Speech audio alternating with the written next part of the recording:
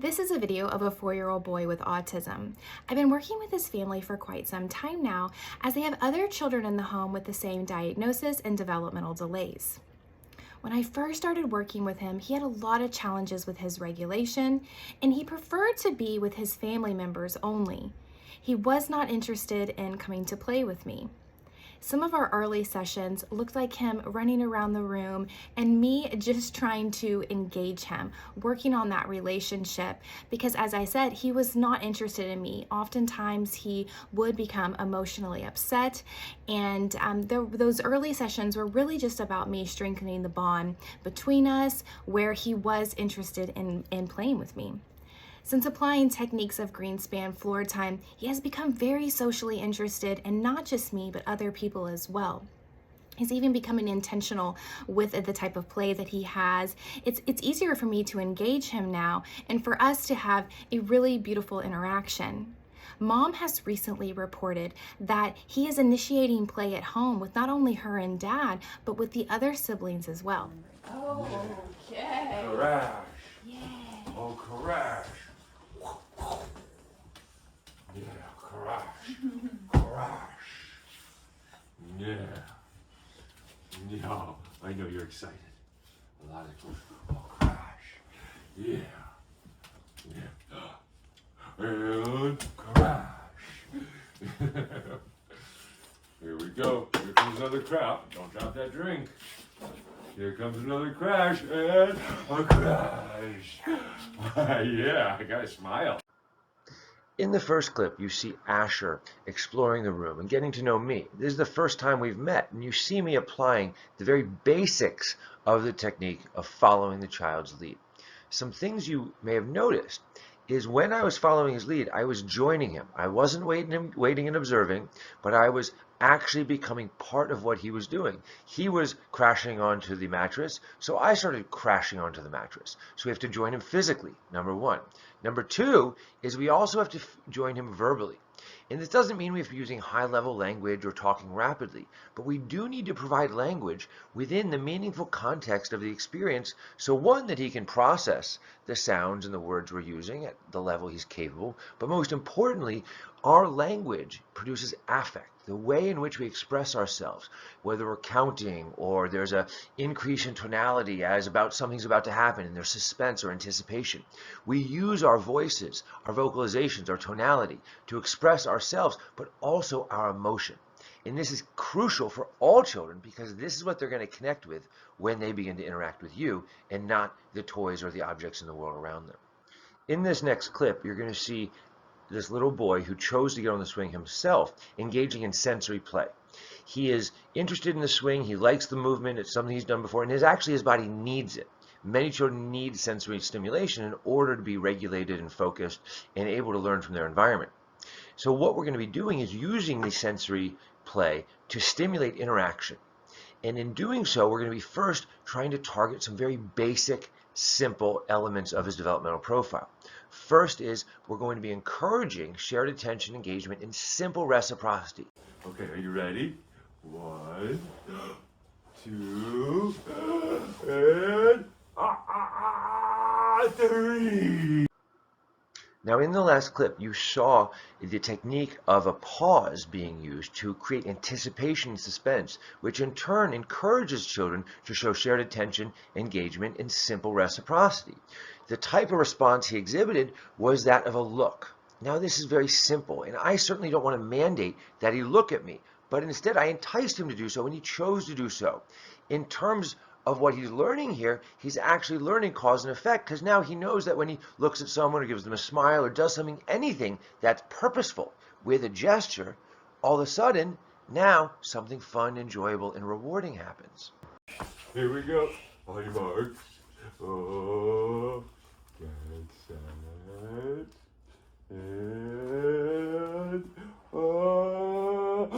and go. As this process of encouraging more and more shared attention, engagement, and reciprocity continues. We see that he's giving us more looks and more adaptive responses.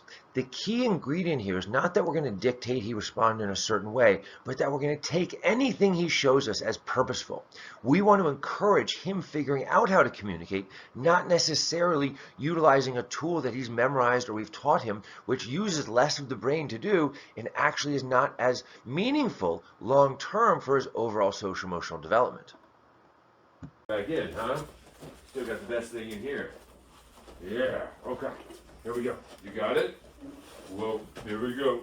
Whoa, whoa, whoa. You ready?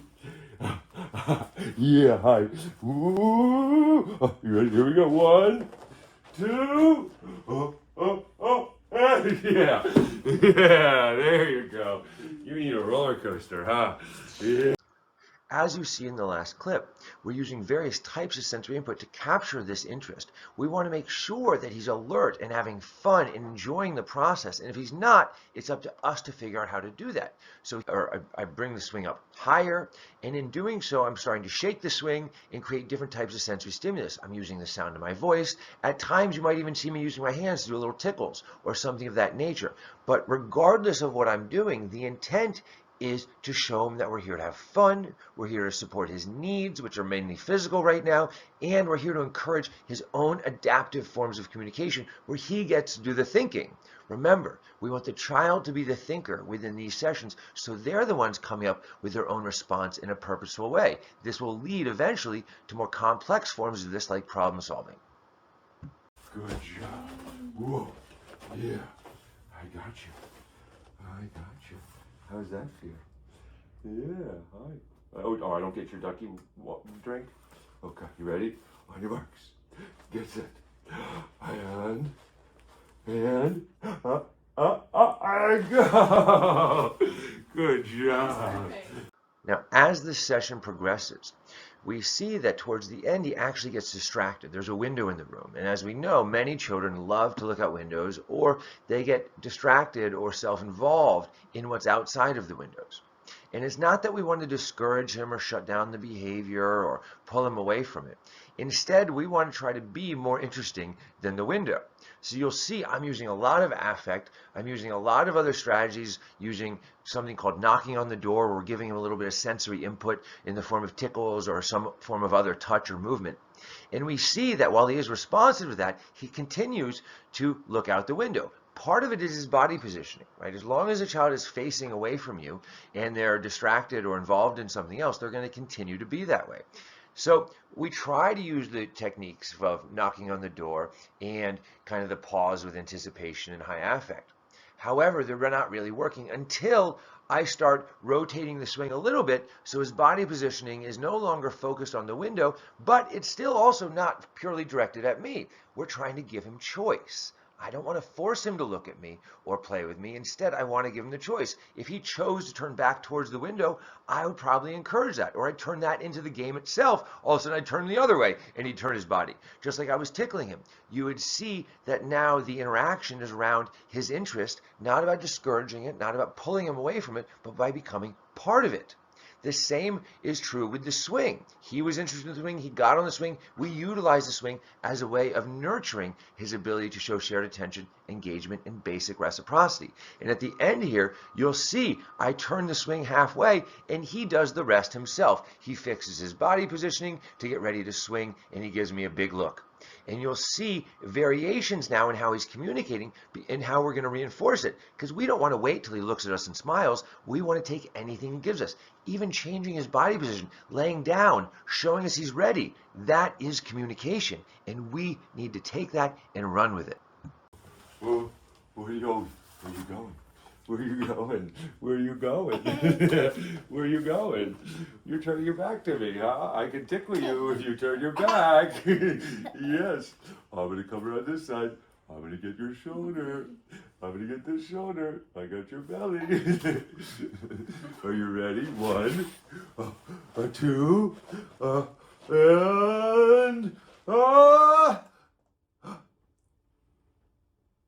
do we do?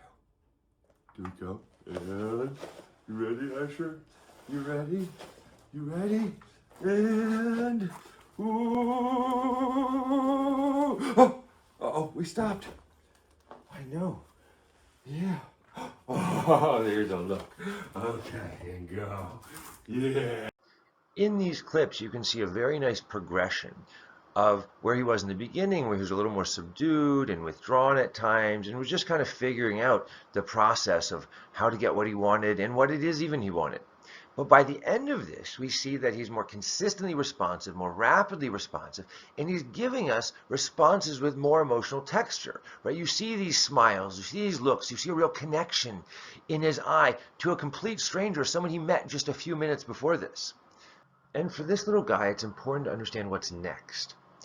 If we can continue to encourage and entice him to be more purposeful and engaged and sustain interactions where he's utilizing these skills become mastered.